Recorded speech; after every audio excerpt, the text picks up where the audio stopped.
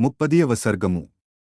సీతాదేవితో సంభాషించు విషయమున హనుమంతుని ఆలోచన. అశోకవృక్షముపై చేరి అన్నింటినీ ప్రశాంతముగా సావధానముగా గమనించుచున్న హనుమంతుడు సీతాదేవి పలికిన మాటలను, త్రిజట చెప్పిన స్వప్నవృత్తాంతమును, రాక్షస స్త్రీలు సీతను భయపెట్టుచు పల్కిన వచనములను పూర్తిగా వినెను. పిమ్మట హనుమంతుడు నందనవనము నందలి దివ్యకాంతవలనున్న సీతాదేవిని చూచుచూ ఇట్లనేక విధముల ఆలోచింపసాగెను. ఈ సీతాదేవి జాడను తెలిసికొనుట కొరకే లక్షల కొలది వానరులు అన్ని దిశలకును వెళ్లి వెదకుచుండిరి. కాని ఈమె దర్శన భాగ్యము నాకే దక్కినది. యుక్తిశాలి అయిన సేవకుడు, గూఢచారి, శత్రుబల స్థాయిని మెలకువతో సమగ్రముగా తెలిసికొనుట ఆవశ్యకము. ఆ పనిపై వచ్చిన నేను ఎవరూ ఎరుంగని రీతిగా సంచరించుచూ అన్ని విషయములను పూర్తిగా చూచితిని, గ్రహించితిని.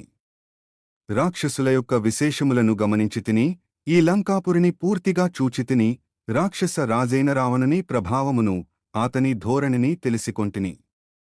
సమస్త ప్రాణులపై దయజూపువాడును, అపరిమితము లైన బలపరాక్రమములు గలవాడును అయిన ఆ శ్రీరామునకు భార్యేగు సీతాదేవి తన పతిదర్శనముకై ఆరాటపడుచున్నది. ఇప్పుడు ఈమెను ఓదార్చుట యుక్తమగును. నిండుచంద్రుని బోలు ముఖకాంతిగల సీతాదేవి లోగడెన్నడును ఏ విధమైన దుఃఖములను ఎరుగదు. కాని ఇప్పుడు దుఃఖములతో కృంగిపోవుచున్నది. ఈమె దుఃఖములకు అంతమే లేనట్లున్నది. ఈమెను నేను ఓదార్చెదను. తీవ్రమైన శోకముల ధాటికి ఈమె మనస్సు వ్యాకులమై యున్నది. ఇట్టి పరిస్థితిలో సైతము నేను ఈమెను ఓదార్పకుండా వెళ్ళినచో నా ప్రయాణమునకర్థమే యుండదు. నేను ఈమెతో మాట్లాడకుండా తిరిగి వెళ్ళిపోయినచో మిక్కిలి వాసికెక్కిన రాజపుత్రికయగు ఈ జానకీదేవి ఎట్టి రక్షణోపాయమును గానక తన ప్రాణములనే త్యజించును. ఆజానుబాహువు, చంద్రునివలె ఆహ్లాదకరమైన ముఖము గలవాడు, సీతాదేవినిగాంచుటకై తహతహపడుచున్నవాడు అగు ఆ శ్రీరామునిగూడా నేను ఓదార్చుట న్యాయము, సముచితము. ఈ రక్కసిమూకలేదుట ఈమెతో మాట్లాడుటకు వీలుగాదు. ఇప్పుడు నేనేమి చేయవలెను? గొప్ప క్లిష్ట పరిస్థితిలో చిక్కుపడితిని. కొద్దిగా మిగిలియున్న ఈ రాత్రి సమయములోనే నేను ఈమెను ఓదార్పకున్నచో ఈమె తన జీవితమును చాలించుట తథ్యము. ఇందులకు ఏమాత్రమూ సందేహము లేదు. సీత నన్ను గూర్చి ఏమని పలికినది అని శ్రీరాముడు నన్నడిగినచో, సీతాదేవితో సంభాషింపకయే ఆ స్వామికి నేనేమని సమాధానము చెప్పగలను? సీతాసందేశమును పొందకుండగనే నేను తొందరపడి వెళ్ళినచో శ్రీరాముడు క్రుద్ధుడై తన వాడి చూపులతో నన్ను దహించివేయును. రామకార్యార్థము ఈచటికి వచ్చుటకై సుగ్రీవుని నేను ప్రోత్సహించినచో, ఇంతలో సీతాదేవి తనువును చాలించిన ఎడల సైన్యసహితముగా ఆతని రాక వ్యర్థము కాగలదు. నేను ఇక్కడనే ఉండి, రాక్షస స్త్రీలు ఆమె దగ్గర లేనప్పుడుగాని, లేక వారు ఏమరుపాటున ఉన్నప్పుడుగాని, మిక్కిలి శోకసంతప్తయ్యున్న సీతాదేవిని మెల్లగా ఓదార్చెదను. నేను ప్రస్తుతము సూక్ష్మరూపుడనయుంటిని, మీదు మిక్కిలి వానరుడను. సామాన్య మానవుల రీతిలో నేను ఆమెతో సరళమైన భాషలో వినయముతో మాట్లాడగలను. నేను ద్విజునివలె సంస్కృతమునందు మాట్లాడినచో సీతాదేవి నన్ను రావణునిగా తలంచి భయపడును. ఒక వానరుడు ఇట్టి చక్కని సంస్కృతములో మాట్లాడుట ఎట్లు సంభవము అని సీతాదేవి సందేహపడవచ్చును. నేను సరియైన రీతిలో సామాన్య మనుష్య భాషలో అర్థవంతముగా మాట్లాడుటయే యుక్తము. అట్లు కానిచో అన్నం పుణ్యం ఏరుగని ఈమెను అనునయించుట ఎట్లు? ఇంతకు ముందే రాక్షసుల వలన ఈమె భయకంపితయే యున్నది. ఇప్పుడు నా వానరరూపమును జూచి, నా మానవ భాషను బట్టి ఈమె ఇంకను భీతిల్లగలదు. బుద్ధిమంతురాలును, విశాలాక్షియుయైన సీతాదేవి నన్ను కామరూపుడైన రావణునిగా భావించి మిక్కిలి భయపడి బిగ్గరగా కేకలు పెట్టును. సీతాదేవి కేకలను విని యమకింకరులవలే ఘోరముగానున్న రాకాసిమూకలు వెంటనే వివిధములైన ఆయుధములను దీసికొని గుమిగూడును. అటు పిమ్మట వికృతములైన రూపములుగల ఆ రాక్షస స్త్రీలు అన్నివైపుల నుండి చుట్టుముట్టి నన్ను పట్టుకుని చంపుటకు శక్తి కొలది ప్రయత్నింతురు.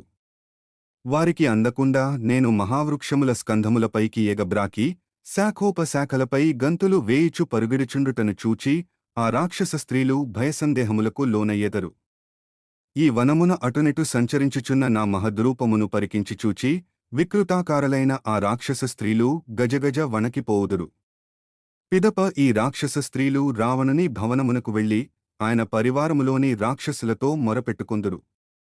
అప్పుడు ఆ రాక్షసులు శూలములు, బల్లెములు, ఖడ్గములు మొదలగు వివిధాయుధములను ధరించి పోరాడుటకు శీఘ్రముగా ఇచ్చటికి వచ్చి వాలుదురు. వారందరును అట్లు నన్ను చుట్టుముట్టినప్పుడు ఆ రాక్షససేనలను పరిమార్చుచూ నేను ఈ మహాసముద్రము యొక్క ఆవలితీరమును చేరలేకపోవచ్చును. చురుకైన కొంతమంది రాక్షసులు నామీదబడి నన్ను పట్టుకుని బంధించెదరు. ఆ స్థితిలో నేను శ్రీరాముని సందేశమును సీతాదేవికి అందింపజాలను. నేను వచ్చిన పని నెరవేరదు. లేదా హింసాప్రవృత్తిగల రాక్షసులు ఈ జానకీదేవిని చిత్రహింసల పాలు చేయవచ్చును. అందువలన రామసుగ్రీవులు నాకు అప్పగించిన సీతాన్వేషణ కార్యము భంగమగును. జానకీదేవి ఉంచబడిన స్థలము ఎవ్వరికిని తెలియని రహస్య ప్రదేశము. ఇచ్చటికి చేరుటకు మార్గములు లేవు. దీని చుట్టూను సముద్రము గలదు.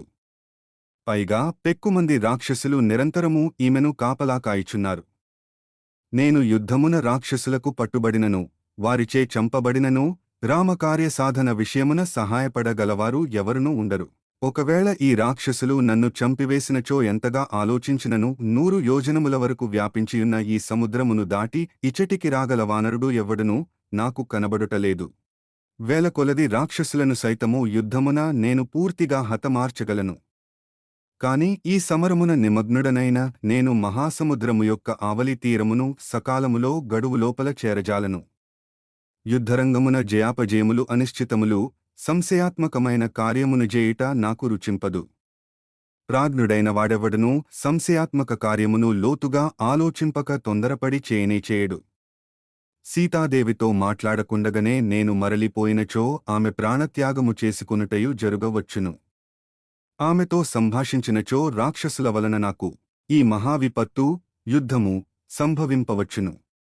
తప్పక సఫలమగు కార్యములు సైతము అవివేకియైన దూత చేతిలోపడి, దేశకాలములకు ప్రతికూలముగా ఆచరింపబడి, సూర్యోదయ సమయమున చీకట్లు నశించురీతి అవి పూర్తిగా నిష్ఫలములగును. లాభనష్టములను గూర్చి ప్రభువు తన సచివులతో చర్చించి నిశ్చయించిన కార్యము అవివేకియైన దూత చేతిలో పడినచో అది సఫలముగాదు. ఏలనన అసమర్థులైనను తాము సమర్థులమనుకుని దూతలు కార్యములను చెడగొట్టుదురుగదా. రామకార్యము నిష్ఫలము కాకుండుట ఎట్లు? ఈ రాక్షసుల ఎదుట నేను తెలివిలేనివాడను కాకుండుట ఎట్లు? నా సముద్రలంఘనము వృధా కాకుండుట ఎట్లు? సీతాదేవి భయసందేహములకు లోను కాకుండున్నట్లుగా ఈమెకు నా మాటలను ఎట్లు వినిపింపవలెను? అని ఆలోచించి ప్రజ్ఞాశాలియైన హనుమంతుడు ఒక నిశ్చయమునకు వచ్చెను. శ్రీరాముడు ఎట్టి క్లిష్టకార్యమునైనను అవలీలగా నెరవేర్చువాడు. ఆయన నాకు స్వామి. ఇప్పుడు ఈమె మనస్సు శ్రీరాముని ఎందే లగ్నమయున్నది. కావున ఆయనను కీర్తించుచూ ఈమె భయసందేహములకు లోను కాకుండా చూచెదను. నేను ఈమె కంటబడినచో ఈమె ఉద్వేగమునకు లోను కావచ్చును. కనుక ఈమె ఎదుటబడకుండగనే శ్రీరామగుణకీర్తనము గావించుచూ ఈమెను ప్రసన్నురాలినిగా చేసుకొనెదను. ఇక్ష్వాకు వంశజులలో సర్వశ్రేష్ఠుడును పరమాత్మ స్వరూపుడును అయిన శ్రీరామునకు సంబంధించిన శుభకరములు, ధర్మయుక్తములు అగు సమస్త విషయములను వివరించుచు మృదుమధుర వచనములను వినిపించెదను. ఆ విధముగా ఈమెకు పూర్తిగా విశ్వాసము, శ్రద్ధాసక్తులు, మనశ్శాంతి కలుగునట్లు చేసెదను. చెట్టుపై కొమ్మల మధ్యనున్న మహానుభావుడగు హనుమంతుడు జగన్నాథుడైన శ్రీరాముని భార్యేగు సీతాదేవిని జూచుచూ బహువిధములగు యథార్థ మధురవచనములను ఇట్లు పలుకసాగెను. వాల్మీకి మహర్షి విరచితమై ఆదికావ్యమైన శ్రీమద్రామాయణమునందలి సుందరకాండమునందు ఇది 30వ సర్గము.